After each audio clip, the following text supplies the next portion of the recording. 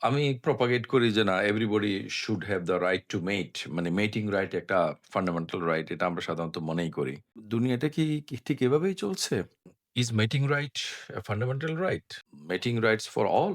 আমরা যদি একটুখানি যে বিষয়টা বোঝার চেষ্টা করি তখন আমাদের কাছে বিষয়টা ঠিক আম এখন যেরকম মনে হচ্ছে হয়তো সেরকম পরে মনে নাও হতে পারে।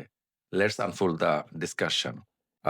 আমরা যদি চাই যে মানে healthy people, healthy men, healthy women, healthy people, healthiness চাই, তাহলে আমাদের কি দরকার? হেলথিনেস চাইলে আমাদের আ লাইফস্টাইল এটার সাথে রিলেটেড, আমাদের জেনেটিক হেরিটেজ এটার সাথে রিলেটেড, হ্যাঁ? ওকে। কারণ লাইফস্টাইল যদি ভালো না হয়, ভালো জেনেটিকও একটা আনহেলথি সিচুয়েশন তৈরি হবে।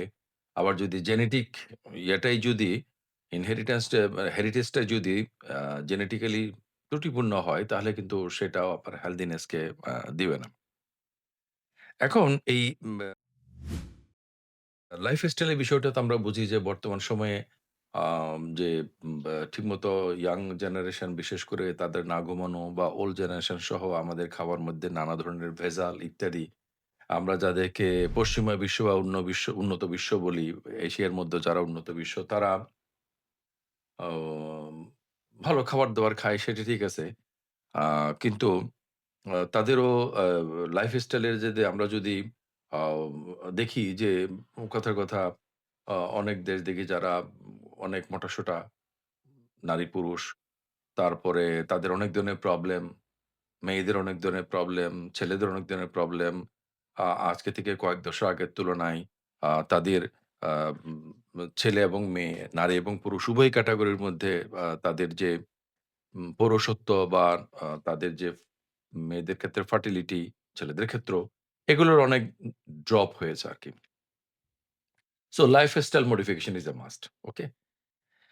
অ্যান্ড দেন আমি যেটা ফোকাস করছি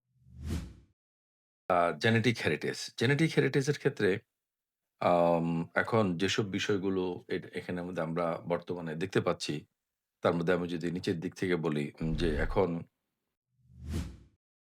আ সেক্সকে নেওয়া হচ্ছে as a pleasure, as a fun, হ্যাঁ? In and of itself, not um as a means of reproduction.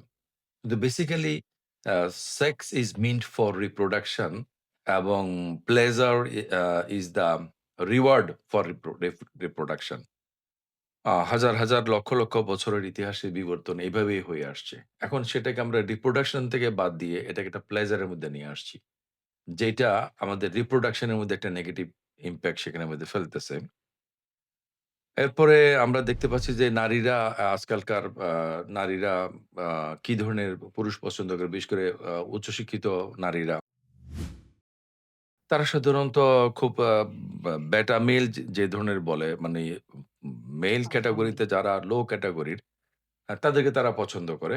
Because আ এরা অনেক সেফ, এরা অনেক ভদ্র, এরা অনেক ভালো, এরা ইত্যাদি। এটা তারা কেন করছে? এটার জন্য একটা ইন্টারেস্টিং স্টাডি হলো এরকম যে আ লেট ম্যারেজ এর কারণে লেট ম্যারেজ এর কারণে আ সে একটা নারী, নারীরা এমনকি যারা আ পুরুষের সাথে সম্পর্ক নাই। আমি জিজ্ঞেস করেছিলাম বিশ্ববিদ্যালয়ের আ নারী শিক্ষার্থী পর্যায়ে আমার একটা ব্যক্তিগত কাজ আছে যে তাদের সেক্সুয়াল লাইফটা কিরকম।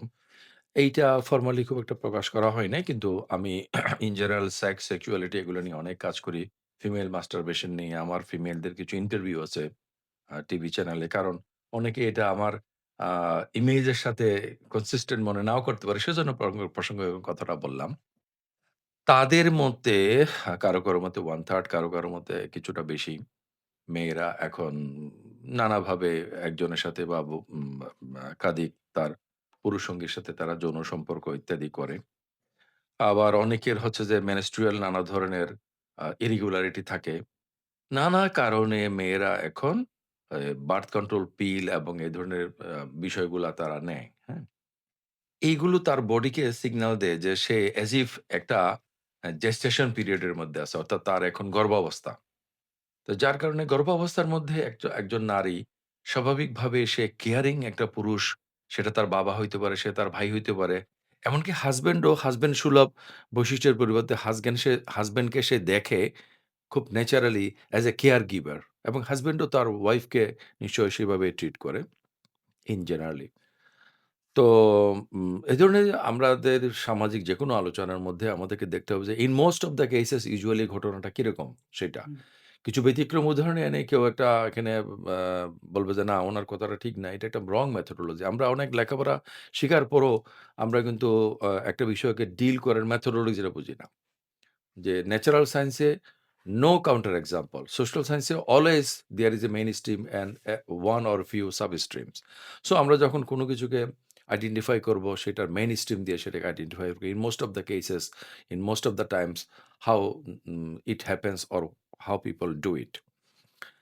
তো এখন কেউ যখন একজন লো ক্যাটেগরি, লো টেস্টোস্টেরন একটা বেটা মেইলকে পছন্দ করবে, উম এটা হলো। যখন বিয়ে হলো, বিয়ে হওয়ার পরে দিয়ে সে এখন বাচ্চা নিতে চায়। এখন সে জন্ম নিয়ন্ত্রণের ব্যবস্থাগুলো বন্ধ করে দিছে। বন্ধ করে দেওয়াতে তার শরীরের মধ্যে এখন কিন্তু তার যে নারীসুলভ যে বৈশিষ্ট্যগুলো, যে হরমোনগুলো সেগুলো বাড়ছে। এখন তার কাছে ওই বেটা মেলকে তার কাছে আর মানি এই ভাল লাগছে না। হ্যাঁ? এবং তার পরিবর্তে সে আশেপাশে যে আ উম আলফা মেল থেকে দেখতেছে, সাকসেসফুল মেল পারসন, রিসোর্স সম্পন্ন, তাদেরকে তার চোখে পড়তেছে। এইটা বৈবাহিক জীবনের মধ্যে একটা বিরাট ধরনের ঝামেলা তৈরি করতেছে। তো এখন আমার এই এ জেনেটিক্যাল হেরিটেজ এর ব্যাপারে যেটা হচ্ছে সেটা হচ্ছে যে when a male person is weak in his masculinity, সেই যে সন্তানের আ জন্ম দিবে, সেগুলো নিশ্চয়ই সে ধরনের ত্রুটিপূর্ণ হবে। তাদের সবাই হবে সেটা না, কিন্তু সেটার মধ্যে একটা সিগনিফিক্যান্ট পোরশন হওয়ার একটা রিস্ক থেকে যায়। এরপরে আমি যেটা বলব যে পুরুষদের সাথে রিলেটেড যে বিষয়গুলো, সেগুলোর মধ্যে পুরুষরা আগে আর্লি ম্যারেজ করত। যে একটা পুরুষ সে বাবা হচ্ছে তার ৩২ বছর বয়সে। আর একটা পুরুষ বাবা হচ্ছে তার ৩২ এর অর্ধেক করলে কত? আ ১৬, ১৬ বছর বয়সে বা ১৭ বছর বয়সে, ১৮ বছর বয়সে। আমরা যদি সায়েন্টিফিক্যালি দেখি কখন তার স্পার্ম গুলো সবচেয়ে বেশি হেলথি থাকে, তো ফার্টিলাইজেশন এর জন্য। সেই সময়টা যদি আমরা দেখি, আমাদের পুরুষরা এখন পিতা হচ্ছে তার অলমোস্ট ডাবল এজে গিয়ে। হুম। সেটা আপনি যেভাবেই ঠিক করেন না কেন। তো এটা একটা বিগ প্রবলেম।